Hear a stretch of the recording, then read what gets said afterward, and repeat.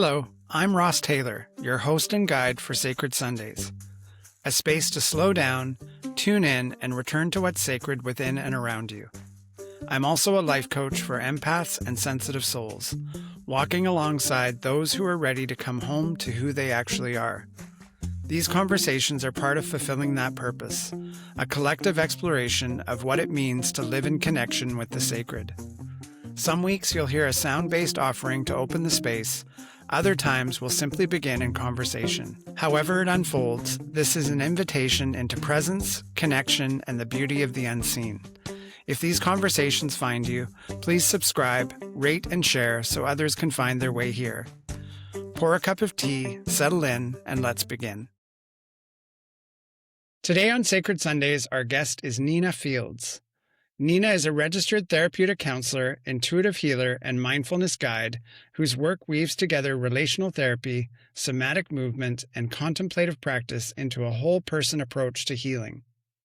A long-term Theravada Buddhist practitioner and lifelong student of the Dhamma, Nina completed advanced lay training at Birken Forest Buddhist Monastery and leads mindfulness and heartfulness workshops throughout British Columbia.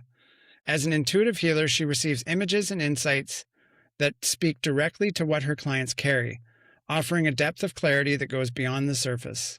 Her Buddhist name, Kema, was gifted to her by a teacher in 2015, earned through her own trials and difficult transitions. It remains a daily reminder for herself and for those she walks alongside that inner refuge is always possible. Nina also recently opened The Healing Space, a nature-inspired healing room for independent practitioners offering counseling, bodywork, somatic therapies, and mindful practices. Welcome, Nina, to Sacred Sundays. Thanks, Ross, for having me. I'm excited to have a conversation with you today. You're very welcome. I'm excited to talk to you as well. And I think I've known Nina at least since 2011, and I think probably before then, because if I'm not mistaken, I touched base with you when you worked in the schools. So that was definitely before 2011, but we definitely kind of formally have known each other since then. And we've crossed paths. We worked together at the Chopra Centre in Squamish. You were a counselor there. I was support staff and group facilitator. And we've developed a friendship since then. So I'm excited to have this conversation. Yeah, I'm really excited. This has been this journey of my life, really, from my own healing to healing others. And actually, I think it was you that invited me to apply to the Chopra Addiction and Wellness Center back in the day. And I kind of started that journey of helping people, and what a beautiful spot that was. And you know, you and I have been on parallel paths in healing others, and what a gift it is, and how much it's needed, I think, as we're going on in our lives and our future here. And actually, part of what you said brings up a question for me, that idea of healing others. Like, do we really heal others, or do they heal themselves and we support their healing? What does that look like for you? Definitely, we are supporting their journey. So we're holding space, I would say, is more what's happening, so that people can allow that in safety to be able to heal their own woundings, their own trials and tribulations, and that they know that they're being held in that space. And so it's not us doing it. We're just holding that container. I like to say we're just holding a light on the path. And sometimes that might need some gentle holding a little bit. Sometimes I might need some questions, but it allows us to help go on a journey with somebody. And that's probably what my favorite thing is going on these healing journeys with others, because you get to watch their process as they're going through. And what are the things you notice on the other side of that journey? What changes for people when you work for them? How do they show up differently? How does it impact their relationships? Definitely, there's something, a settledness inside, where they're not maybe seeking so much, and they're able to reflect more of what's going on for themselves, and being able to come from that place of, oh, this is what I'm noticing in myself, and this is how maybe I could have shown up different, or maybe not in the blaming zone where a lot of times people can go and blame others for the disharmony that's going on in their own selves, taking a little more accountability, I notice, for their own health and healing. How would you say that your journey with Buddhism, well, actually, there's two parts to the question. One is there may be people out there that don't really have an understanding of what Buddhism is. And then the second part is how has your Buddhist philosophies impacted the way that you work and support others? It's a big question. I'd say I know about the tip of a baby finger amount of Buddhism, because it's so expansive. But from what I know and what I've learned and gained from my Buddhist practice is around really being present in this moment, in this now, and tuning in. This is where a lot of that practice around tuning into your body and what's here in this moment. Because if we're focusing on the past or the future, we're really losing this opportunity. And so the practice in Buddhism for me is around how do I stay here? And when I'm in that practice, not only as a healer, as a practitioner, I can help others learn how to stay present in the experience of an emotion, a feeling, a sensation, and so that it helps them not be in the story of it. So I think that that's a big thing is getting out of the story of what's going on and getting into more into the felt sense or the body sense of what's going on. And when I hear you say helping people to stay here, I kind of chuckle inside because we're living in a world that is so full of distraction. I think we're being programmed to be distracted in all sorts of ways, whether it's the food we eat, the social media we digest, or the media that we consume in all ways. Hmm. All of those things are distracting us and spiking our cortisol, and there's so much stress. So the journey to presence, I'm imagining, is not necessarily easy for everyone. No, it definitely is not. I think one of the best ways and the easiest ways to practice is really small. So we think, oh, I have to sit down and be still for an hour and I can't move. I can't even itch. I will often hear, I don't know how to meditate. It's impossible for me, or it's impossible for me to stop my mind. And in this busy world, we're learning how to be with the mind. So of course, when the Buddha, there was things going on in the world, but not quite the same as what's going on in our everyday. We're inundated, especially with our computers. What a beautiful gift. You and I are able to have this conversation. But there is so much information coming in all the time. And so to be present is small. So if you get a moment break of not having anything, so I suggest maybe have a meal quietly where you're not looking at your phone, or you're not talking to anybody, in silence, or taking a moment when you wake up or a moment before you go to bed, or in nature, going to a spot that feels really special to you and just pause. Often when I walk in the woods, and if it's a beautiful sunny day and you're walking through the woods, there's a spot where the sun's just beaming in, I'll pause for a moment and just feel the sun and take a breath. And that's teaching your body about what presence is. So when we say we don't know or how to get there, we're often already doing it. We're just not calling it that or tuning in or understanding what that actually looks like because we think it's Hmm. supposed to be an hour long.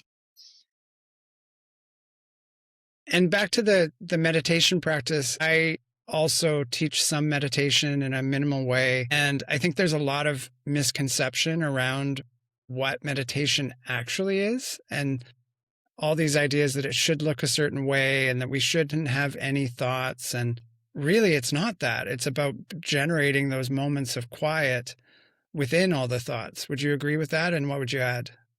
Yeah, I mean our minds are always constantly going. They're doing their jobs and we can't stop it completely. It's just learning how to be with it and understanding it and allowing, okay, I'm thinking or I'm planning, and we can just label it as thinking and planning, and coming back to this moment of breath, or maybe we're having a visual, looking at a candle, or we're holding, a vision in our mind of a tree or something along those lines. So it isn't about sitting still and a completely blank mind, and I think that that is really fearful for a lot of people because how often are we actually with nothing in our mind? I think there's something like we have 80,000 thoughts a day, and something like 75,000 is on repeat. So we're constantly going all the time in our minds. And there's also this piece around, like, we tend to leave ourselves, we tend to focus outward. This is one of the things I noticed in a lot of the conversations I have on the podcast and when I'm working with clients. It's like we're so externally focused, trying to change everything outside of us. And some of that, I believe, is escaping our inner landscape because it is so volatile in some ways. Like, we don't know how to be with those emotions. So what would you hmm say about that? It's tricky because a lot of times we've experienced some trauma in our bodies. So that makes it a little bit scary to sometimes stay put in our bodies. So that's part of the reason why some people like to vacate their bodies in emotion or thought or futuring or pasting. And I think, the practice is around noticing that. So just even speaking to that, wow, I'm really noticing I'm outwardly focused. I'm focusing on X, Y, and Z or this situation. And I don't even know where I am. So I often let people know or ask people if I'm noticing that as a practitioner or I'm just bringing that in meditation or when we're together is, where are your feet? Just tuning in to, where are your feet? And people are, whoa, I wasn't even here and I wasn't checked into my body. So that ends up leading into the end, at the end of a day where we have no clue where we've been our whole day. So I also invite people to do check-ins, usually about 3 times a day: breakfast, lunch, and dinner, kind of, morning, midday, and evening. For a couple of minutes, just pause. Where are my feet? Taking a deep breath and just asking yourself, like, where am I right now? And what am I noticing right now? How do you think you've changed? Like, when you think of where you were when you started this work Mm. versus where you are today, like, what has that journey been like for you? When I was a kid, I definitely spent a lot of time in nature and I spent a lot of time with animals. So I was definitely off in my own little world, I'd say. And I used to talk to the trees and animals. And I was very inward and quiet and extremely shy. So a lot of people, when I tell them that, they don't believe me. It took me a lot of work to get myself out there, so much so I do improv and perform now. So that's one of the things that I've changed, is really gotten out of this. I've got to keep everything in. But it also allowed me to be a good practitioner because I observed a lot. I got really quiet and I was able to see and hear a lot of things because I kind of floated in the background. And so I feel like that was some good underpinnings for when I was ready to use my voice and ready to step forward. And actually, teaching Pilates was something that helped me use my voice because I had to get in front of a group of people and speak and teach and help people with their bodies. And so there was a lot of that practice. I've noticed less shyness and confidence that maybe I didn't have before. Mhm. Yeah, I can relate to that piece around voice. It's been quite the journey for me as well. Years ago, I never would have considered that I could do a podcast and have these Mhm. conversations, and here we are. So I Here we can, are. It's amazing. yeah, I can really align with that as well. You mentioned improv. How has improv informed the way you are in the world? Like, what specifically has it helped? It is such a beautiful modality of play. And so it Mm, makes me think of at the treatment center when you did laughter yoga, and it really gets you out of your head, more in your body, but out of your head of thinking things should be a certain way. And so improv really allows that flexibility where there's not so much constraint because you can try things on and play different characters and release. So for me, I hold a lot of people's stuff in my practice, and so it allows me a place to dissipate my energy and allows me to be playful and fun, and it allows me to come out of my shell too, mm, of being. I think so many of us try to hide behind certain masks in different ways that we are in the world. So what it does is it allows that flexibility that I can get out of that role, perhaps. Improv for me is like it's about being in the present moment, but also creating from the present moment. It's Hmm. kind of this dual thing because if you're not present, you can't pick up on what is being given to you. And then if you don't pick up with what's being given to you, then you can't actually create from anything. So it requires both of those things and all in that present moment, which is fascinating. I've never done improv formally, but I've done some mini experiences. And that idea of saying yes to what's being given to you and then building upon it, I think it's a Hmm. really cool practice. Hmm. Yes, and that was one thing I didn't mention is very much about being present. You cannot, if you are in your head, it won't work because you Hmm. can't. Yes, and is a big thing in improv, but you don't always have to yes and. There's a no, but maybe, and there's all Hmm. these different ways that you can expand in that space where you're learning how to interact with another and with a group. So when you're in a troop, you're really learning how to trust each other and kind of play off of those moments. But if you're not in presence, the scene kind of loses focus Hmm. again.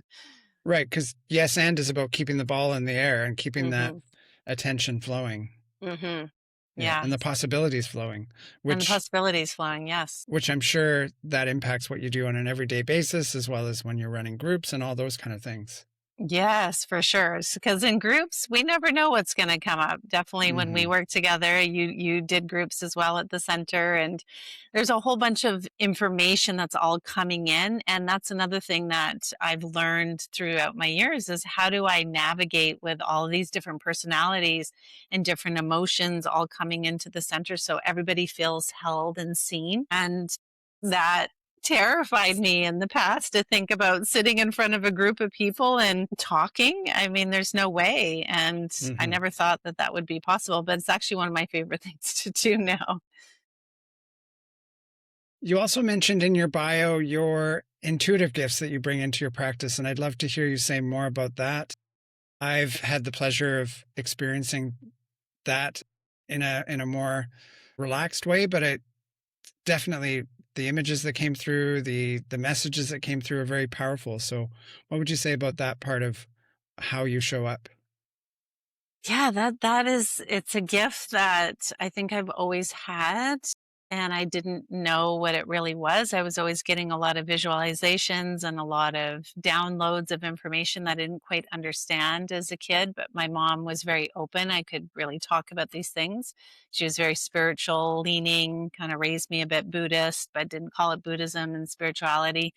And so when I first moved to Kelowna after my divorce, I found a group of healers that would have weekly circles, and we would come and we would just hold space for each person around the circle. And if anything came to us in that we would share with that person. And I just started to go to these groups and there are things that I couldn't possibly know about people, and I was getting all this information and this healing. And I was a bit nervous about it in the beginning because here I was as a therapist and I was getting these downloads of information and these gifts of things that I was seeing and feeling about others. And I talked to one of my Buddhist teachers and he said, "Oh yeah, the Buddha had psychic gifts." And so we had a long talk about these psychic gifts and these downloads and these things that he would get. And it's like, wow, that's pretty amazing. We don't really think of the Buddha that way, but there's all these stories about this and how we all actually have the ability to tune into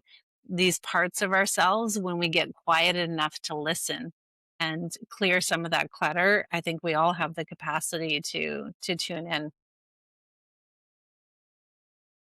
I remember back when we used to lead discussion groups in the Hmm. afternoons, and one of the topics that I actually loved talking about was spirituality. Like, what is spirituality? And later on, when I worked at a different treatment center, that became even more of an interesting conversation because so many people were on the other side of that, that they were so adverse to the topic or the idea of spirituality. So if you were to sit with somebody who had a lot of resistance towards spirituality, what would you say to them? Yeah, I think I'd be curious. I think some curiosity around, well, what are you noticing? Like what's coming up for you when you hear the word spirituality or you feel a resistance to it? What are you noticing around it? A lot of people, because what our world is 60 or 70% Catholic, that there's a lot of from the church, there's a lot of negative stuff going on for people who was inundated with Catholicism. And of course, I'm not saying it's bad, but a lot of people had some bad experiences with it where religion was really pushed down. And so people associate a lot of times with that or have a negative connotation. So you can just be curious around what's coming up for them and what they're noticing with that and just trying to see, because I think a lot of people have spiritual knowings or leanings, but they're scared to express maybe some experience that they've seen or feel. And so I think normalizing things as well. So people feel that they're not losing their mind in some way because they've been told through the familial upbringings or society or the groups that they've been in that that's not okay, and Hmm. to feel that way or look that way. And I should say that's more in our Western culture. If we look at other cultures, they're more raised in a spiritual way, where we're not really given that so much in our Hmm. culture in the Western world. I really noticed that. I think I went and visited Cuba as an adult, and I realized that they were spiritually rich and we were materially rich, but we were spiritually poor. It was just very Mhm. clear that cultural difference.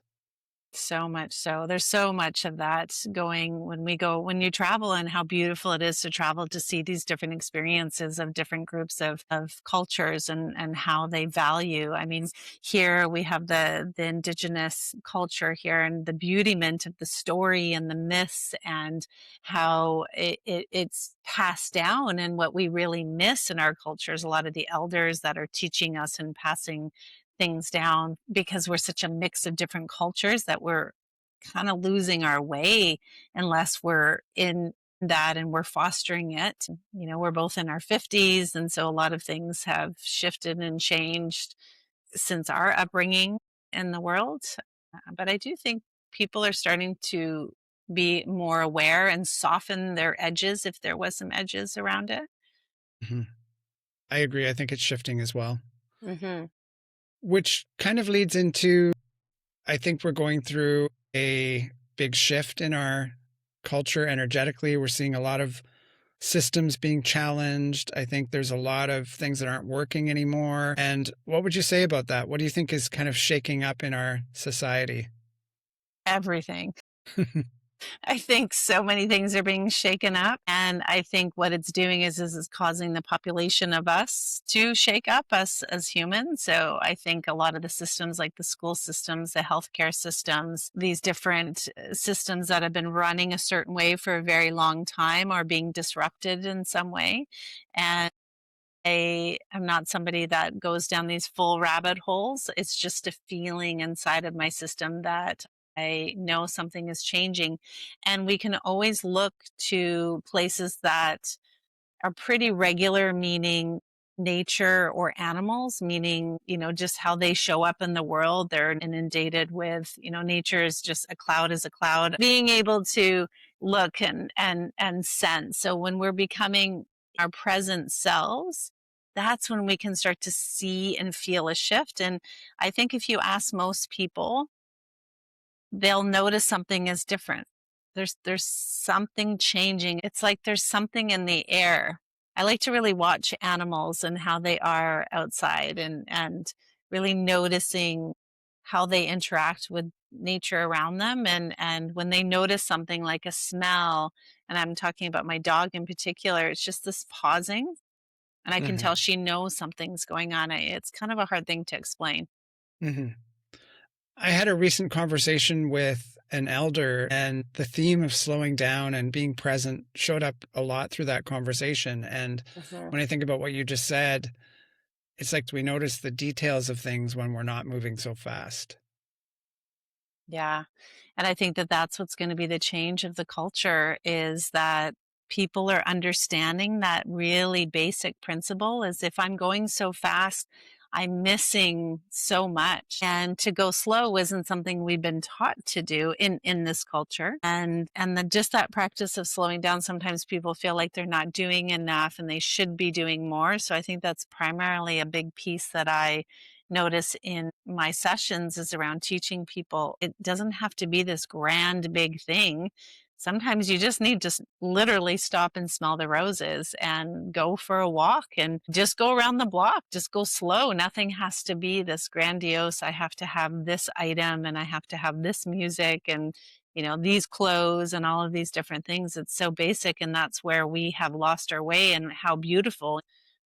We don't need a lot. And that was primarily one of the big teachings of the Buddha was he was a prince on his way to being a king and he gave up everything. And he really challenged his body a lot and he followed real strict eating in all these different ways. And he really discovered that you just have to be minimal. And when you're minimal, so much more greatness is there in the minimalist way of being. There is a lot of suffering in the world, I think, both in our inner landscape, in our communities, in the bigger picture of the world around us. And that's a big premise of Buddhist practices, is that reconciliation of suffering and kind of breaking it down. What would you say about suffering in our everyday? Yeah, we all suffer. We all suffer. There's so much suffering and we suffer because we crave. And when we crave, we can lose our way in some way. So it's around I think making some reconciliation inside of self is am I really okay? Do I really need to have all of these things or this person or this situation to actually be okay?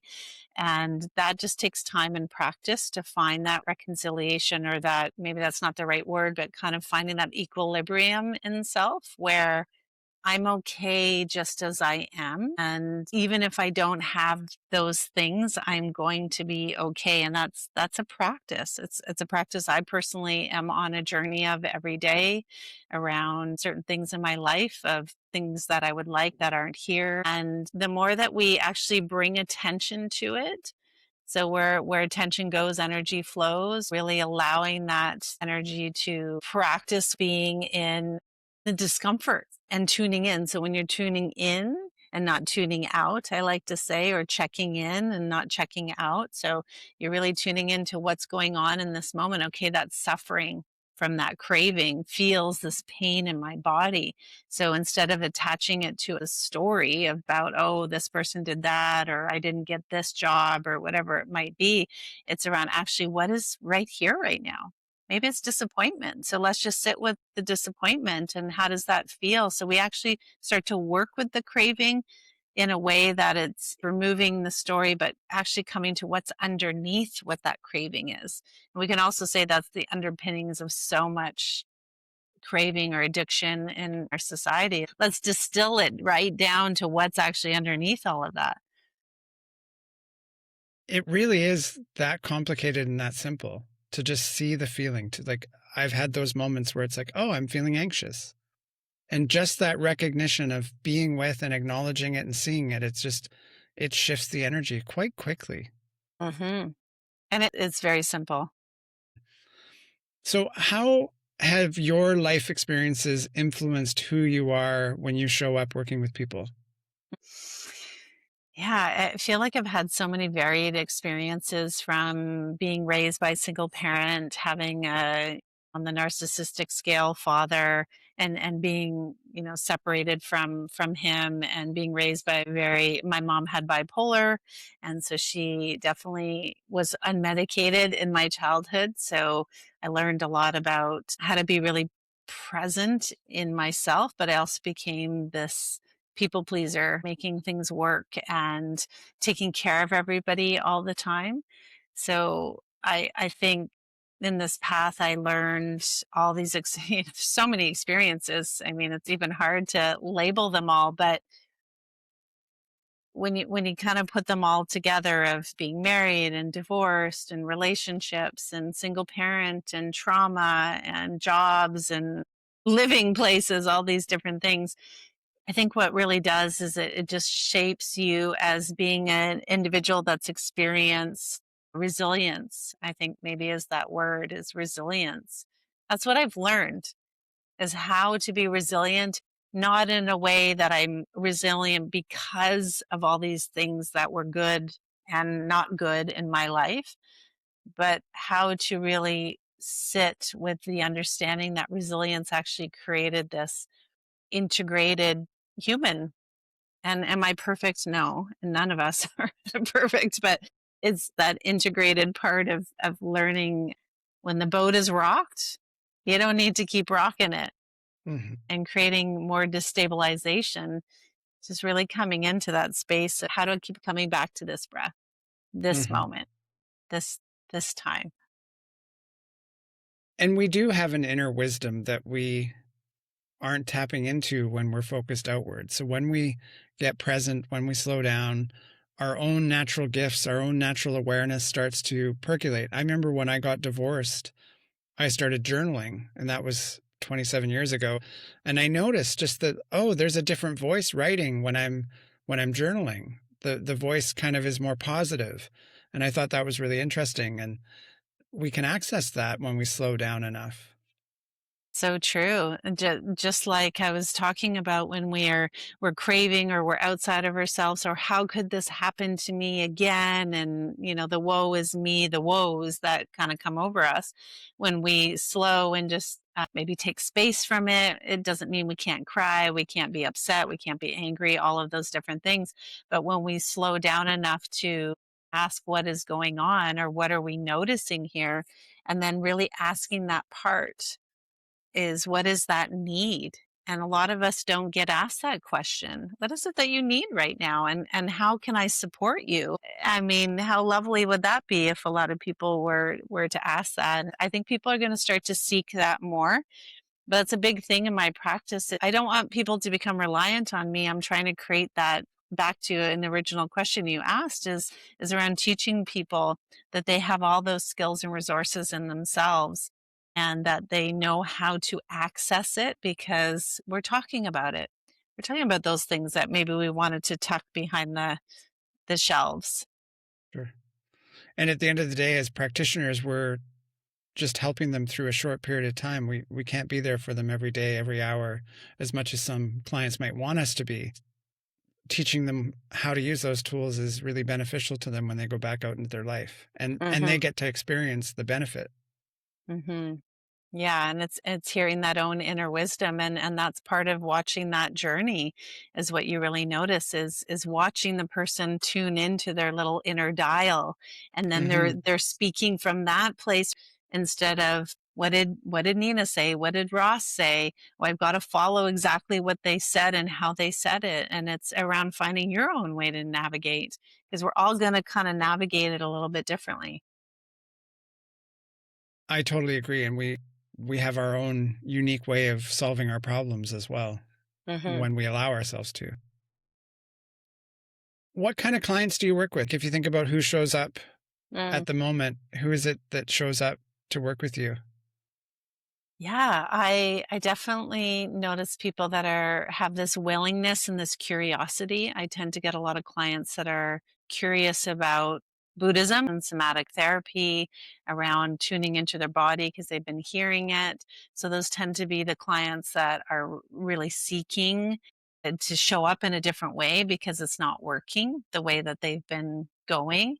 And so I tend to work a lot with men, women, and couples. I do work with teens, not as much as I used to. Used to work a lot with teens in the alternative school system.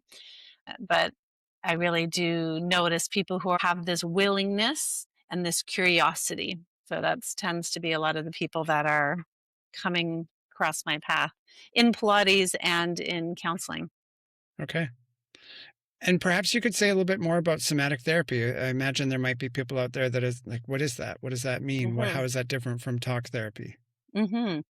So when we're talking, we just tend to chatter about things, and I do that. But we're also pausing and talking about what's going on in the body. So just even in our whole conversation today, you and I are just talking about tuning into the body, and we're asking our body, because our body is probably the wisest thing we've got. And it's really telling us all the time. So you have that gut feeling, or you're noticing even a pain.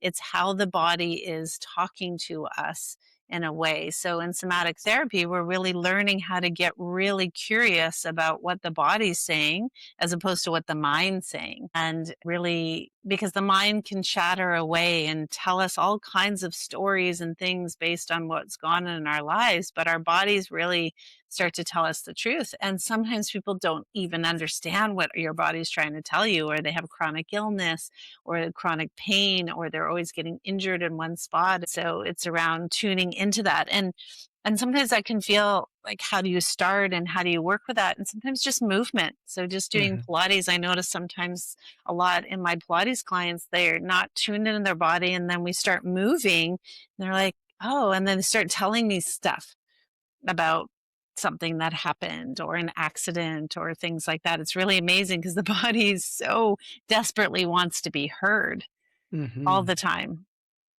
And so another layer of that is that we store trauma in our body, so somatic therapy helps with that, right? Yes. Yeah. Definitely helps release that. And I had no understanding of that when I used to teach Pilates back in the day, but I intuited just holding space for somebody. So as we moved, the body was naturally releasing. Sometimes people will cry or they'll get angry. All kinds of things will start to go on there. And we don't necessarily even have to have words for it. I think Mhm. that that's where a lot of people might get stuck, because they say, I often have clients say, I don't even know how to explain it. I don't know what, I don't have words for it. And I was like, that's okay. Does it have a color? Does it have a shape? Does it just have a sound? It can come so many different beautiful ways that it's okay that you don't know. There's no right or wrong way to express yourself in this. Yeah. I know that when I did somatic therapy years ago, one of the things that was interesting was not being able to put words to what was shifting and what was being worked on, because I couldn't link it to a place, a time, an event. And sometimes you can, but you can't always. And so it's just working with that feeling and that energy in the body and shifting it in that way. Hmm. Yeah, for sure. And it's really interesting. There's something that I noticed before I really understood about it, that when I, was in my troubled marriage, when I was around my ex-husband, I would get a lot of body pain, like in my stomach in particular. I was telling somebody the story recently, and I went to the doctor. Doctors, there's nothing wrong with you. And I was like, but this is like doubling over pain. And then Hmm. I'd notice when we would be apart, it would go away. I was like, what is this about? And so I started to tune into that kind of stuff. That is a very obvious example, but a lot of Hmm. times there's things that we've experienced in our bodies that are much subtler than that. And we don't quite know. It's like, oh, I always have a pain in my jaw on this side. And we just think, oh, it's an injury. Hmm. And often we're getting injured in the places that needed tending to from something else, which is very Yeah. interesting. It's interesting because Louise Hay wrote that book, Heal Your Life, I think it was called, Hmm. of all the ailments and how they relate spiritually to what might be going on in your body, and a mantra for how to shift that. And that was written so long ago. And yet, this somatic approach to things and this idea that the body holds our traumas and is trying to inform us of something is fairly new. I mean, at least in the last 10, 15 years. And it's really in the forefront now. Everybody's talking about that. Hmm. Yeah, it's everyone's talking about it. So I mean, what a forerunner in her way of being, of looking at those things and experiencing them. And it's something I actually say about anxiety, is that it's like a little bell dinging off that's bringing you, like a dinner bell, it's trying to get you back home. So panic attacks are trying to bring you back home, and where we're trying to stop it. We're trying to stop that feeling and slow it down. And oh my gosh, nobody can see this about me. And we're compressing it. Hmm. But actually, it's just asking you to notice it. Say, oh, hi. Hi, anxiety. Oh, there you are. Hmm. You're back for the 12th time today. And Yeah. how can we just acknowledge it? That's all it's asking. Our bodies are constantly asking us to acknowledge us. And it's like this reparenting of ourselves where we probably, most of us didn't get. And that's not for everybody, of course. Hey, how are you? What is it you Hmm. need? How can I support you? And that brings up such an interesting conversation because I've been talking with someone recently who really just advocates that the body is brilliant. There's nothing wrong with it. It is giving us signals, it's speaking to us, it's giving us messages that we're meant to listen to. And these messages get more intense. And because they get more intense, we become more adverse to the feelings. And we're trying to get those feelings to go away, which is really the same as putting a piece of black tape over the check engine light in your car, because Um, we have the same wisdom that is giving us these signals that are trying to inform us, and we're at war with them. mhm. And we have all sorts of metaphorical black tape that we're using. And I'm not trying to say that some of that black tape isn't helpful, but ultimately we're at war with our own system that is brilliantly designed to navigate this experience of being human. And yeah, it's fascinating to watch. So fascinating. And we were born perfectly imperfect. And I love that analogy with the tape over the check engine light. And they're distractions. And a lot of times Hmm. they were to keep us safe in some way from something. And so that's where some of those things came along. But then in safety, or where your heart is safe, is being able to come to those places where, okay, here's some anger. And I know a lot of men sometimes have resistance with anger because they're scared to scare somebody with Hmm. their anger. And but it's a necessary emotion to be in touch with in a safe, healthy way. There's healthy ways to dissipate and work with anger. And that was something beautiful about working at the center, was we had space outside. And I'll never forget one client was very angry. She had a lot of anger. And we went under that beautiful maple tree that had a moss covered ground. And she really let out her anger, and I just held the space. But I knew that I was being held also in nature and the space. But it was powerful just to be able to be with that emotion and to be seen and held and not ridiculed or shamed, so that she could be Hmm. in touch with that anger in a healthy way. Absolutely. Yeah. So you've opened up a healing space in Britannia Beach, Hmm. and it's so exciting. What would you like to say about that healing space? I'm so excited about it. It's so fun. So, it's been a dream for a long time to have a collaborative workspace. So, I've opened up this little boutique one room space with a bathroom in the heart of Britannia Village, which has been revitalized in Britannia Beach, where they have just received the BC Heritage Award because they have restructured a lot of the buildings and revamped a lot of the buildings and brought life back to this community. So the space is a space for healing. The way I like to explain it is this muster point where people go when there's an emergency. The healing space is going to be that for energetic healing.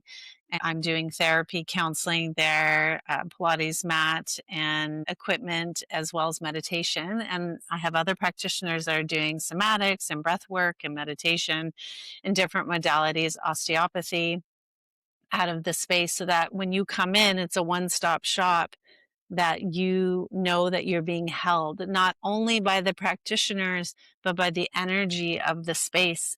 We are literally a 2 minute walk across to the ocean, flanked by mountains and rivers. And it's a really held space inside this little cocoon of healing. So, yeah, I'm excited. That's amazing. Uh-huh. So this feels like a good place to pause our conversation. It's always hard because I know we could keep going and there's lots of places where I could have asked more questions, but I think we covered some good ground. And I always like to close with the same question. What's one simple way that someone could connect with the sacred today? Yeah, the sacred, when I think of that, I think of the sacredness of self and the sacredness of nature around us. And how we could connect with it is slow down, take a deep breath, and just allow whatever arise to arise. And it's okay without judgment, just observing. So being in that moment of that pure knowing that it's okay in this moment. Thank you. Hmm. So, thank you, Nina, for making the time to have this conversation. It's been great to connect in this way and get to know a little bit more about you and to have you share that with our listeners. So, just grateful for you making the time. I am so grateful to you, Ross, and thank you so much. I think this is such a great project, and I love listening to all the different people that you have on. There's so much diversity on there, and I love to just be part of this crew. And I love the one where the script got flipped onto you so we could hear your voice a little bit more. But thank you for the opportunity. You're very welcome. Thank you for joining us on Sacred Sundays. I hope something in today's offering spoke to your spirit, stirred something true, or simply gave you a moment to breathe. If this conversation resonated, please subscribe, rate, or share. It truly helps this work reach the people who are meant to find it. If you'd like to step inside my world a little further, I host a free live practice 3 mornings a week called Start With You. Just 20 minutes on Zoom to return to your own energy. Everything you need can be found at the link in the show notes. Until next time, may your day be slow and sacred.